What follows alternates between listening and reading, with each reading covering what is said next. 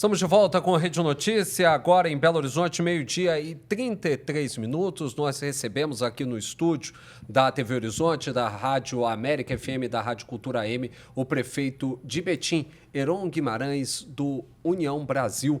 Vai falar com a gente sobre o balanço, sobre esses primeiros dias de mandato, os primeiros 100 dias e outras coisas relevantes para a cidade. Obrigado, Heron, por receber a gente e aceitar o nosso convite de estar conosco. Obrigado, André. Obrigado, Milene, né?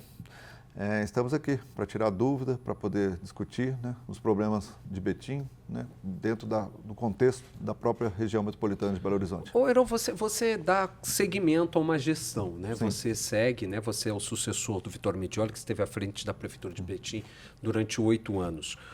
Na chegada, o que você conseguiu perceber e qual que é o grande, hoje, problema emergencial para ser tocado na cidade? Nós assumimos uma prefeitura do ponto de vista orçamentário, do ponto de vista financeiro, bem equilibrada. É uma realidade que muitas cidades talvez não tenham encontrado. Então, nesse sentido, eu digo que nós estamos bem tranquilos do ponto de vista orçamentário e do ponto de vista financeiro. Talvez hoje, como todas as cidades, né, nós temos 3 grandes desafios. A própria questão da saúde, que é, sem dúvida alguma, o nosso maior desafio, a nossa maior prioridade. A questão da mobilidade urbana e uma coisa que não diz muito respeito ao município, mas que afeta diretamente a vida de um prefeito, a vida de um gestor municipal, que é a própria segurança pública. São esses 3 setores que a gente precisa dar mais atenção.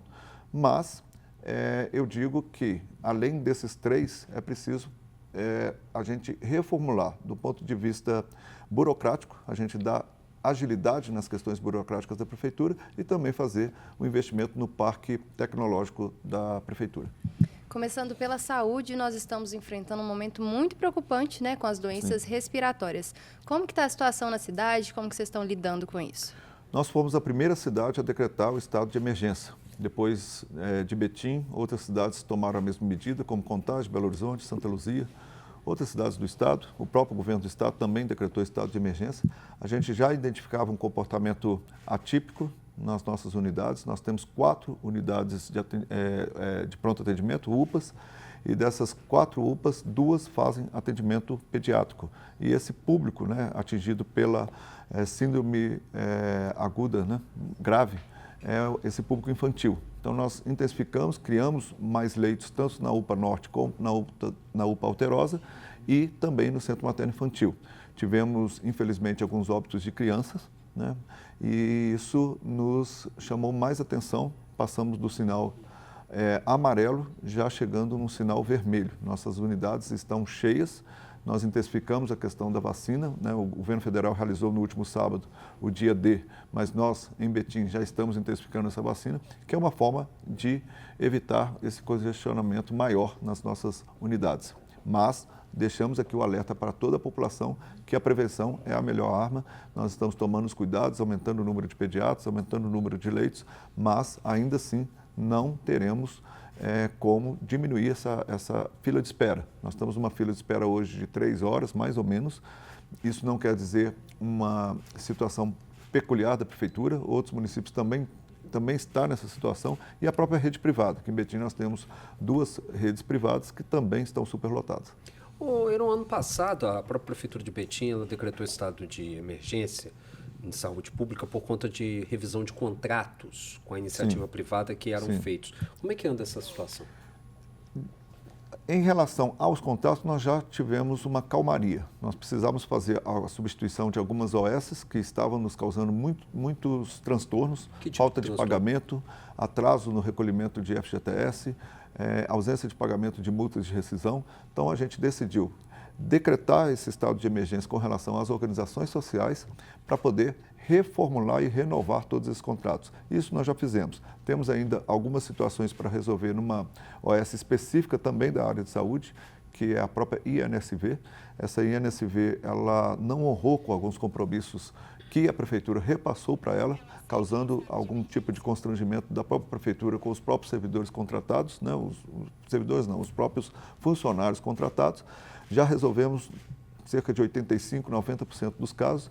Estamos agora nessa reta final do mês de maio, início de junho, eliminando todos os passivos e eventuais atrasos que foram decorrentes dessa relação tumultuada. Em relação a essa questão das OS, ainda existe um estado de emergência ou não mais? Existe até a gente completar tudo. Então, a partir do momento que a gente pagar todos os funcionários, a gente sai dessa situação. E é o melhor caminho continuar seguindo nesse tipo de modelo, Heron? Porque a gente viu lá com a Marília em Contagem também a mesma situação, o mesmo tipo de trabalho. Não seria melhor a própria prefeitura tomar conta? Você acha que ele ainda é o caminho mais viável? Tem que ter um sistema misto. Não dá simplesmente de ter somente os efetivos. Eu, como secretário de Saúde, fui secretário de Saúde entre janeiro e abril de 2024, nós realizamos concursos públicos. Chamamos, e ainda estamos chamando, porque às vezes as vagas não são todas ocupadas, nós chamamos 1.342 servidores. E ainda não é bastante. Então, muitas vezes, hoje, com essa disputa de médicos, sobretudo pediatras, na área de enfermagem também há uma grande concorrência. Há uma grande saída desses profissionais e, às vezes, a organização social nos dá mais agilidade na contratação e também nas compras. Às vezes, compra de medicamentos, compra de insumos, através de uma gestão mista, fica mais eficiente. É o caso das UPAs. Nós não temos problemas com a UPA Terosa, nós não temos problemas com a UPA Norte e que são geridas por organizações sociais. Te digo que é uma coisa muito peculiar de organização para organização.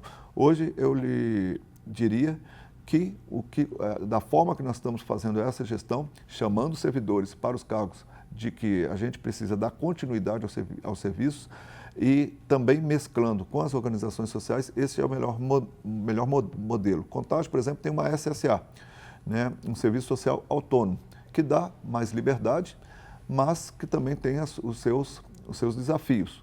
Então, acho que são um sistema misto. Acho que a gente tem que, por exemplo, prestador de serviço de limpeza, de facilities ou de outros tipos de serviços que não são aqueles serviços de continuidade, como o próprio saúde mental, como uma questão de médicos e de enfermeiros, eu acho que sim, que dá para utilizar as organizações sociais e é um bom caminho.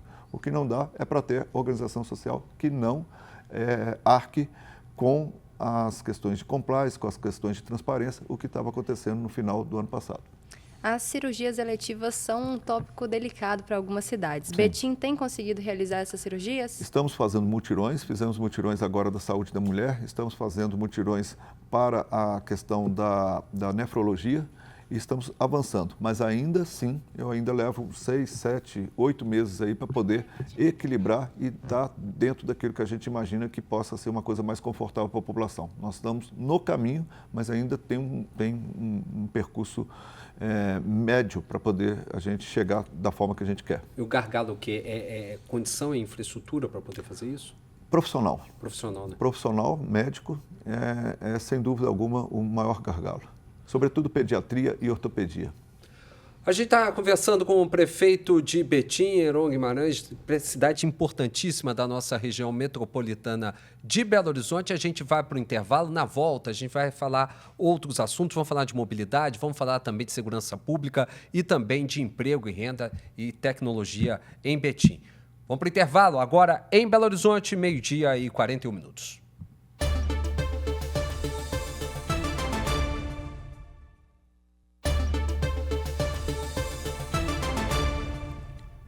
Estamos de volta, 12h45. Vamos continuar nosso papo com o prefeito de Betim, Heron Guimarães, do União Brasil. Heron, Betim tem um problema muito difícil, que é a questão da mobilidade, né? Sim. Muita gente que mora em Betim vai trabalhar em Belo Horizonte. Betim está no meio de um corredor de rodovias. E a gente sabe que sair, por exemplo, eu já morei em Betim, sair de ônibus para vir de Betim para Belo Horizonte é complicadíssimo, de carro também. Sim. Uma solução poderia ser o metrô à volta do trem metropolitano. O governo do estado apresentou ao PAC da Mobilidade na última semana, na sexta-feira, um plano de expansão do metrô, da linha 1 do metrô, até o viaduto Beatriz, né, com R$1 bilhão aí de recursos, construção de outras 2 estações. Daria para a gente pensar em alguma coisa do viaduto Beatriz até Betim? A linha do trem está lá. Será o que dá para fazer por isso? Você é favorável a isso, Heron? André, esse seria um sonho, mas nós temos que ser realistas. Eu acho que não tem condições do governo estadual, do governo federal, fazer essa linha ou essa expansão até Betim. Isso aí é utópico. Isso é o sonho de toda a região metropolitana que isso pudesse acontecer, mas é utopia. Né? A utopia pode ser que aconteça algum dia, mas não é uma coisa que eu acho que vai acontecer na minha geração. Eu acho que eu não vou estar vivo para ver isso. Nós temos que ser muito sinceros quando a gente trata com a população e de um assunto tão sério como é de mobilidade urbana. Nós temos a possibilidade do trem de superfície, né, que é o antigo subúrbio, que a Marília retomou esse assunto. É um assunto importante, eu acho que é mais viável até do que o próprio metrô, pela questão de custo. Né, as prefeituras não têm dinheiro para fazer um investimento desse e a iniciativa privada eu acho que não encontra ainda, tem que fazer Barreiro primeiro, tem que fazer a própria situação do Beatriz. Então, acho que isso não é uma coisa que fuja dos limites da utopia. Mas nós temos uma proposta que é muito mais eficiente e que se governo, prefeituras, União e a própria agência metropolitana resolvesse encarar de frente, seria a solução para o nosso tumultuado trânsito aqui da região metropolitana de Belo Horizonte, que é a alternativa do rodoanel cortando por fora. Hoje nós temos uma proposta do governo do estado, que é um rodoanel que corta Betim e Contagem ao meio. Você continua contrário a isso? Totalmente contrário. Nós cada vez mais convicto de que não é o melhor caminho a seguir. E a proposta que nós temos, né, e já mostramos para a União, já mostramos para alguns deputados, senadores, é de fazer essa interligação, saindo de Contagem, 9 quilômetros dentro de Contagem, ligando a 040, passando pelo Icaivera.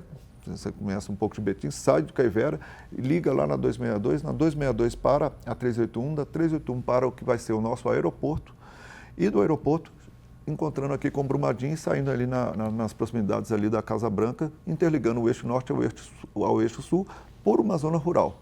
Nós, dentro de Betim, são 28 quilômetros, nós vamos fazer a via municipal, que dentro de uma conformidade, dentro de um estudo que a gente está fazendo, juntamente com a iniciativa privada, a gente consegue fazer a parte que cabe a Betim, mas gostaríamos muito que o Estado compreendesse que essa seria uma solução e os 32 bilhões que tem para poder fazer esse rodoanel saindo do eixo norte e depois indo para a região, para a saída de São Paulo, pudesse ser olhado com mais carinho e a nossa proposta fosse melhor compreendida. Vocês também tem a questão do aeroporto de Betim, né?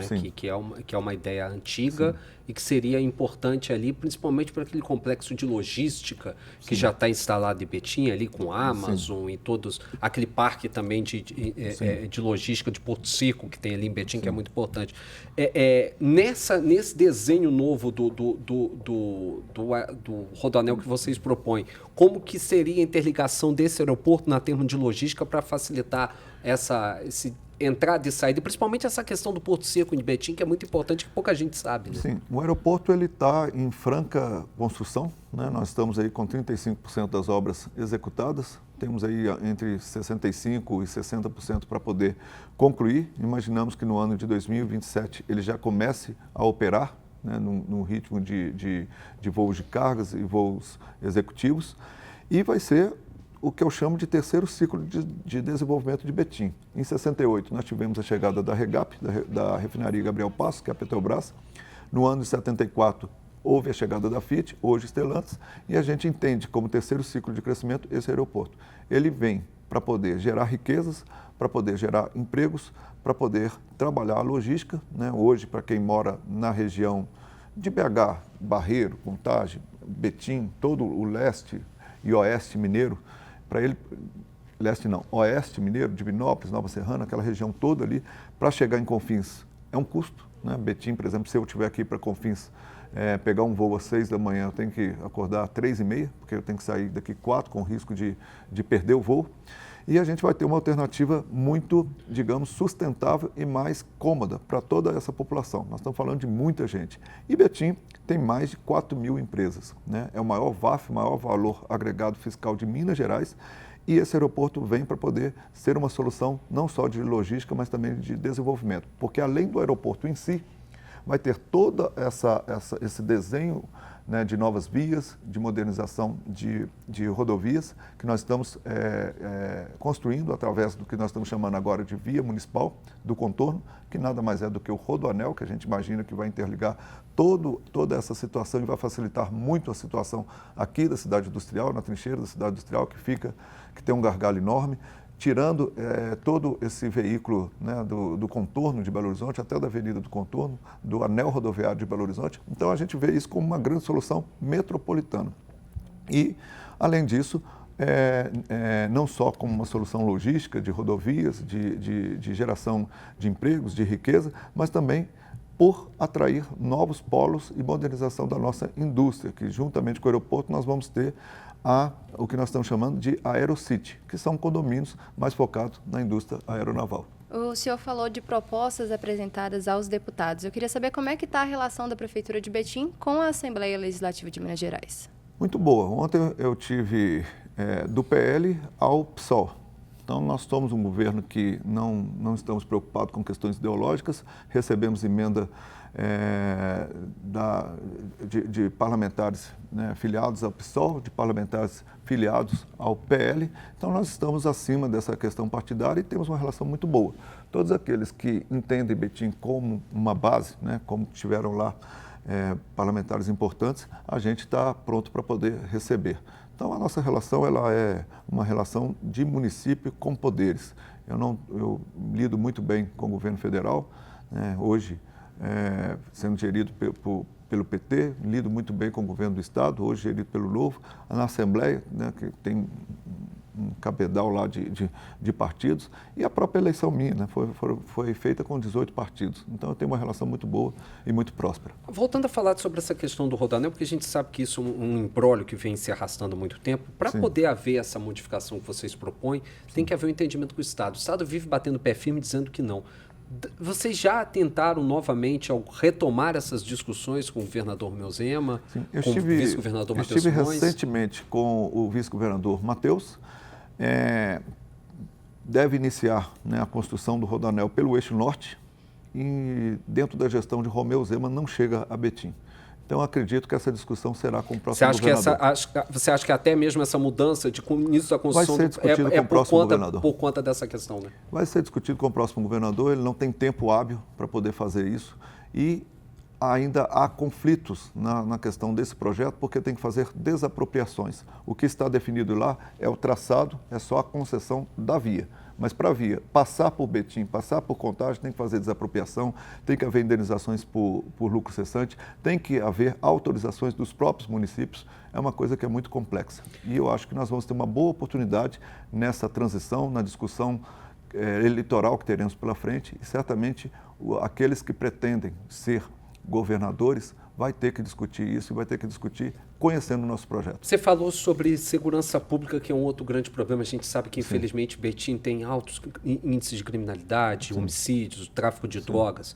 Para a prefeitura cuidar disso não tem como, até porque constitucionalmente não é da sua alçada de gestão. Mas o que dá para a prefeitura fazer com isso, Heron? Dá para fazer o que nós estamos fazendo, investindo em prevenção, investindo em educação. Recentemente nós garantimos uma equidade muito grande nas nossas redes municipais, fornecendo uniformes, fornecendo tênis, garantindo a continuidade dos alunos na sala de aula, combatendo a evasão escolar. Isso nós estamos fazendo com muito vigor. Dá para poder a gente investir na segurança patrimonial. Hoje a nossa Guarda Municipal é um exemplo para todo o país. Tem aposentadoria especial, tem uma frota bem equipada. Está armada? Está armada. Então, tem os seus limites como Guarda Municipal, mas a legislação federal começa a ser alterada e a gente começa a partir para uma segurança pública através da Guarda. Ressaltando aqui a importância da nossa Polícia Militar e da nossa Polícia Civil. O município também investe muito. Hoje a cidade tem 90% da sua iluminação toda em LED, evitando aí pontos de escuridão, pontos de situações complicadas. Nós estamos abrindo grandes avenidas, evitando locais ermos. Então, aquilo que o município dá para fazer, estamos fazendo e estamos tendo êxito. Betim também, nesses 8 anos do governo Vitório, investiu bastante, sobretudo na questão da educação, ampliando e universalizando a questão da creche e, sobretudo, do tempo integral. Nós saímos, em 2016, com mais de 230 homicídios e tivemos, em 2024, algo próximo de 80, menos de 100 homicídios. Foi uma redução aí muito grande na questão do número de homicídios. E se você levantar toda a criminalidade violenta, eu estou falando de roubo, de assalto, de estupros, de extorsão, a nossa queda tem sido alta. E nós vivemos o melhor momento hoje, né, dados da própria Polícia Militar, em quedas de criminalidade violenta. Nós tivemos um acréscimo do número de homicídios, muito em função da briga de facções, que é uma realidade nacional e que precisa ser tratado combatendo o contrabando das fronteiras, combatendo o tráfico de droga internacional e as questões de facções que fogem ao controle de um prefeito, né? Heron, muito obrigado por você estar aqui conosco. O tempo, infelizmente, passa rápido e a gente quer agradecer, já deixar as portas abertas de toda a Rede Catedral, da TV Horizonte, da Rádio América FM, da Cultura AM, sempre para vocês aqui da Prefeitura. É sempre um prazer estar com você. É um prazer falar para a TV Horizonte, para toda a rede, né? A Rádio América, essa rádio tradicional aqui na nossa Minas Gerais, no nosso Minas Gerais, nosso estado de Minas Gerais. Obrigado, André, obrigado, Milene. E reforçar que Betim, né, estou falando com o público católico aqui, nós vamos ter o nosso caminho peregrino das 7 Alegrias de Maria. Estive lá com o Dom Valmor e ele anunciando uma grande novidade para a cidade, que é o Santuário de Nossa Senhora do Carmo, que a partir do dia 16 de junho, né, a data da nossa padroeira, vai estar sendo estabelecido. Obrigado, Heron. Obrigada, Heron. E você que está nos acompanhando, pode ir para as nossas redes sociais no Instagram, @TV Horizonte e @Rádio América FM. Agora você fica com Bola na Rede com o Júnior Brasil, repercutindo todas as novidades do mundo da bola. Até amanhã! Tchau!